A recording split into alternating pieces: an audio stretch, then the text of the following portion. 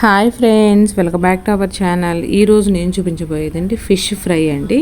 Taste చాలా బాగుంటుంది. ఇది తీసుకున్నది కూడా నేను ఏ ఫిష్ తీసుకున్నానంటే కొరమేను ఫిష్ అండి. కొరమేను ఫిష్ అంటే నాన్ వెజ్ తినే వాళ్ళలో చాలామందికి ఫేవరెట్ ఫిష్ అండి అది. సో ఈవెన్ మనకి ఫిష్ అంటే ఎవరైతే కొంతమంది ఆ స్మెల్కి ఇష్టపడరు కదా, సో ఈ విధంగా వాళ్ళకి ఒకసారి ఫ్రై చేసి పెట్టండి.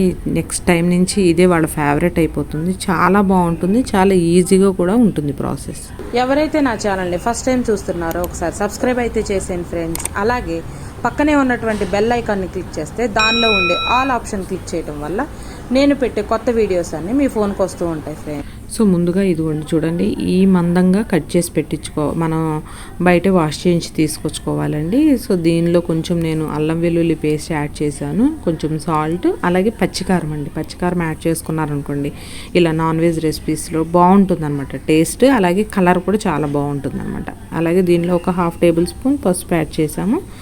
కొంచెం ఏమో ఆయిల్ అండి, ఆయిల్ కూడా యాడ్ చేసేసి దీనిలో నేను ఇంకా ఫైనల్గా కొంచెం గరం మసాలా కూడా యాడ్ చేసేసి మొత్తం అంతా మనకి పీసెస్కి 1 by 1 మొత్తం పీసెస్కి మొత్తం అంతా పట్టేలాగా ఈ మసాలానంతా కూడా మంచిగా కలిపి బ్యాటర్ అనేది పెట్టుకోవాలండి. చూడండి ఎక్కడ కూడా మనకి ఆ మసాలా అంటుకుందో లేదో చూసుకొని మంచిగా అన్ని చోట్లకి అన్ని వైపులా వెళ్ళేలాగా చూసుకోవాలన్నమాట.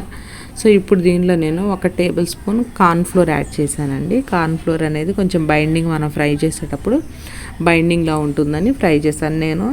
ఇదైతే డీప్ ఫ్రై చేయట్లేదు ఫ్రెండ్స్, చూడండి మీరు, డీప్ ఫ్రై అయితే చేయట్లేదు. ఈ విధంగా మ్యారినేట్ అయితే చేసి ఒక 1/2 అవర్ అయినా ఒకసారి పక్కన పెట్టేసుకొని ఉంచండి. ఇది మట్టితో చేసినటువంటి పాన్ అండి. చూడండి దీంట్లో చేపల కూర ఏదైనా మనకు మట్టి వాటిలో చేస్తే టేస్ట్ బాగుంటుంది కదా. మీ దగ్గర ఉంటే అవైలబుల్గా యూస్ చేయండి, లేదంటే నార్మల్గా మన బాండీస్ ఉంటాయి కదా, లేదంటే మనకి ఈ నాన్ స్టిక్వి ఉంటాయి కదా, వాటిలో అయినా వేసేసుకొని చేసేసుకోవచ్చు అనమాట. ఒక 2 టేబుల్ స్పూన్ ఆయిల్ మాత్రమే యాడ్ చేశాను. చూడండి ఎక్కువ ఆయిల్ అనేది యాడ్ చేయలేదు, నేను ఎక్కువ డీప్ ఫ్రై కూడా చేయట్లేదండి. సో చూడండి ఆయిల్ అనేది మంచిగా కుక్ అవనివ్వాలి. మంచిగా హీట్ అయిందనుకోండి మనకి ఫిష్ వేసినప్పుడు విరిగిపోకుండా మంచిగా ఫ్రై అవుతుంది అనమాట. సో ఆయిల్ అనేది కొంచెం ఒక 5 మినిట్స్ అట్లా ఫ్రై అయిన తర్వాత మనం ఈ మ్యారినేట్ చేసుకున్నటువంటి ఫిష్ పీసెస్ అన్నీ 1 by 1 ఒక్కొక్కటిగా వేయండి. ఎక్కువ కూడా వేసేయకండి మనకు, ఎందుకంటే ఆయిల్ ఆ మధ్యలోనే ఉంది కాబట్టి ఒక 5 to 6 పీసెస్ అంతే, అంతకన్నా ఎక్కువ వేయకండి. ఒక 5 మినిట్స్ అయిన తర్వాత మాత్రమే టర్న్ చేసుకోండి. మనకి ఫిష్ అనేది చాలా సాఫ్ట్గా ఉంటుంది కాబట్టి ఎక్కువ మనం కదిపేసామనుకోండి విరిగిపోతుంది అనమాట. అందుకని ఒక 5 మినిట్స్ అట్లా ఫ్రై అయిన తర్వాత మంచిగా ఇట్లా టర్న్ చేసుకోవాలి. చూసారా మంచిగా కలర్ వచ్చి మంచిగా కలర్గా ఎంత మంచిగా ఫ్రై అయినాయో. ఇంకా ఫైనల్గా కొంచెం పైనుంచి కొత్తిమీర వేసుకున్నారనుకోండి చాలా ఈజీగా ఉంది కదా ప్రాసెస్. టేస్ట్ కూడా అంతే బాగుంటుందండి.